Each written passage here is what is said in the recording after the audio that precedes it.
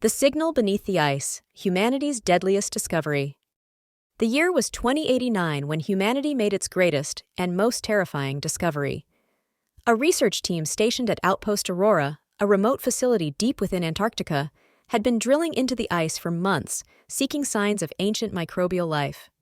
Instead, they uncovered something far older and far more alien, a repeating signal emanating from 2 miles beneath the frozen surface. Dr. Lena Armitage, the project's lead scientist, was the first to recognize its significance. "This isn't just a signal," she whispered as the data scrolled across her screen. Despite warnings from the team's engineer, Daniel Keene, about the instability of the ice, Lena insisted they continue drilling. Whatever was buried below, she believed, could redefine humanity's understanding of life in the universe. The team's progress was slow but steady. After weeks of relentless drilling, they reached a vast, airless chamber. Within it lay a structure unlike anything ever seen, a sprawling geometric labyrinth carved from a dark metallic substance that seemed to absorb light. At its center was an obelisk pulsating faintly with an eerie green glow, emitting the signal that had lured them here. As they ventured inside, the temperature plummeted despite their proximity to the drilling equipment. Strange symbols etched into the walls began to shift and glow as the researchers passed, almost as if responding to their presence. "This place isn't a ruin," Daniel murmured, his voice echoing eerily. "It's alive." The obelisk began to react when Lena approached, the signal growing louder and more complex. Unable to resist, she placed her hand on its surface. A surge of energy raced through her, and the lights in the chamber flickered wildly. When she pulled her hand away, her eyes were filled with terror. "It's not a message," she stammered. "It's a warning." Strange occurrences began almost immediately. Crew members reported hearing whispers in the corridors, though their radios were off. Shadows moved where no light could cast them, and the walls seemed to pulse, growing colder with each passing hour. Then the disappearances began.